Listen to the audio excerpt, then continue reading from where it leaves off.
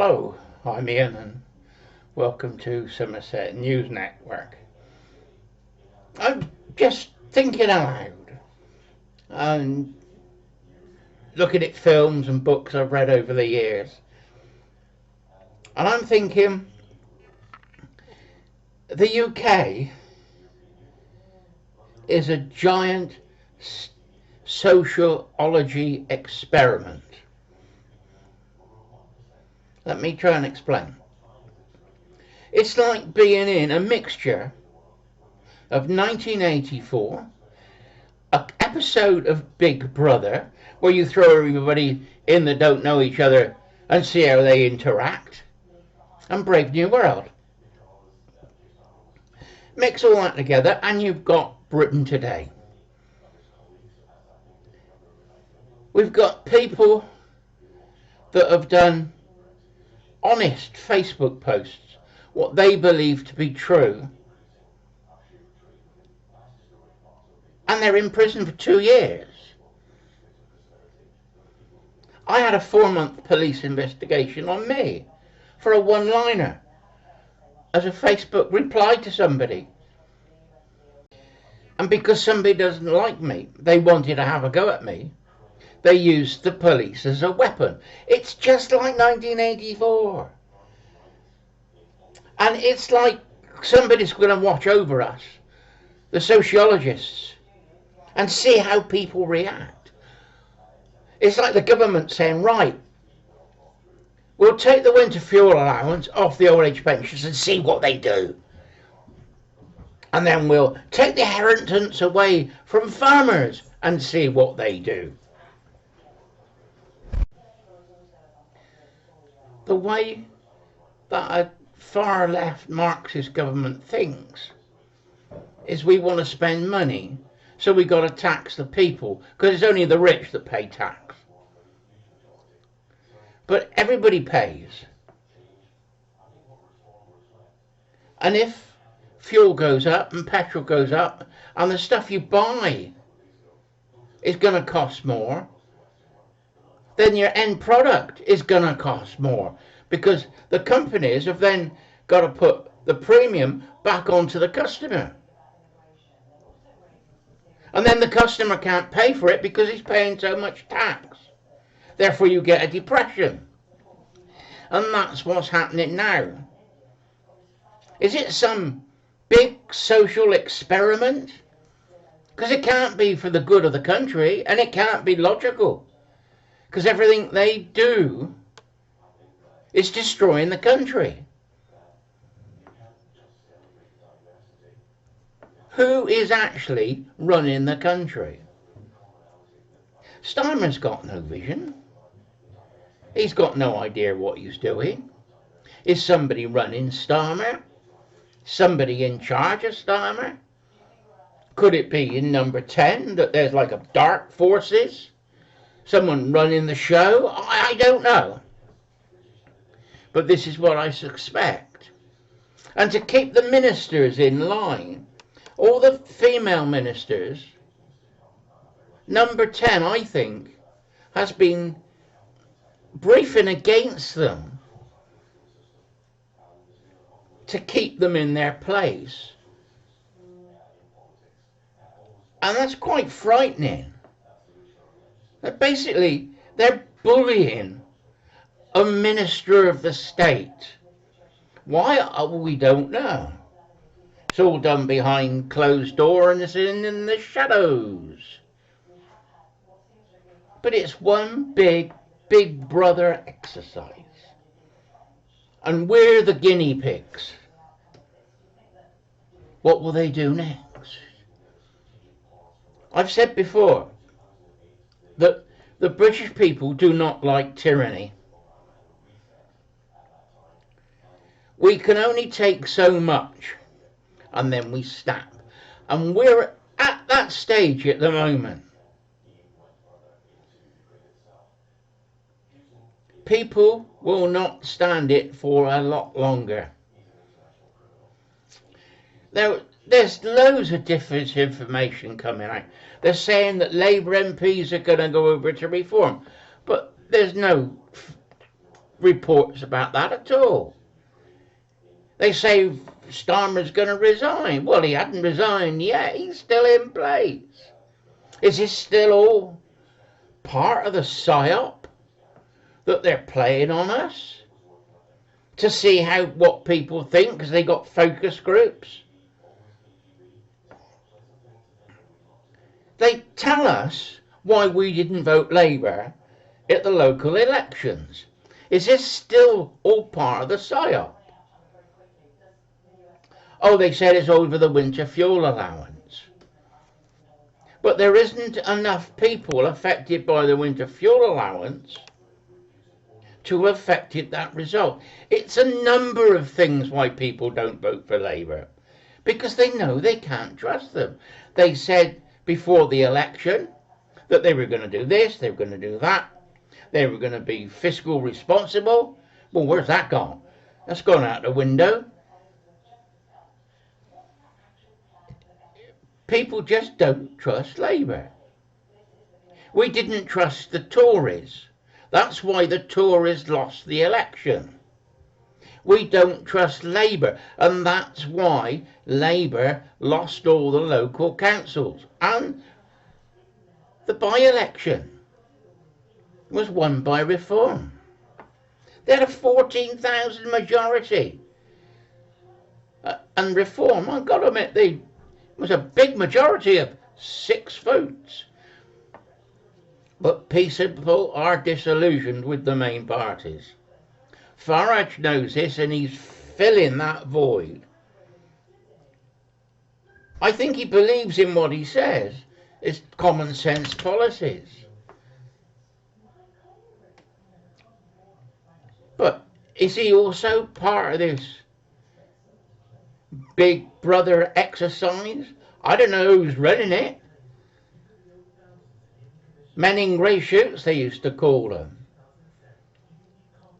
It's one Big Brother experiment on the people. And we've got the thought police. A lady's praying outside of a clinic, an abortion clinic, and she's been arrested and charged with praying, silent prayer, outside of an abortion clinic. Does this mean you can't pray silently now to yourself? Oh God, please help me, I'm in Big Brother.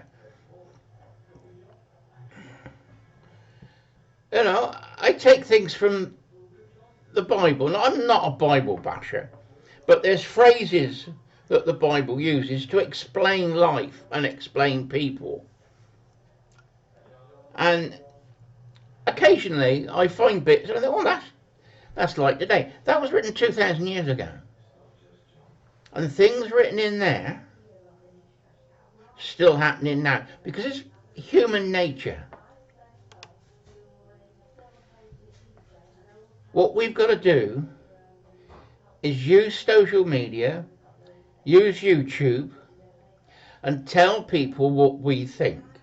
Now, you can't be racist. You can't be hateful. I understand that. But you can say what you think. You're entitled to have a point of view. Like I keep on. Freedom of speech and debate. Article 9, Bill of Rights. Now, there's some dispute about the date. When I first got it, it was 1689. I've now gone on the government website, and it's 1688. So it's 1688 or 1689. I think what happened was that the years changed at some stage, and that's where the mix-up is. But it's still the Bill of Rights. And we've now found the original Magna Carta of 1216, which over the Magna Carta that people are using of 1215 was repealed. It was repealed by the Pope. And they scrapped the 1215 because it's said to have been signed under duress. because the barons came up with their armies and made King John sign it. However bad King John was. So that gave us the Magna Carta of 1216, and that's the one we ought to work off of. Now there's people that, they call them far-right conspiracy theorists, that say, we got to use the 25 barons that are in the Magna Carta to solve all our problems. And you only need 4 members of the House of Lords to be a quorum. Well, that isn't strictly true, because that was repealed. That isn't the law anymore.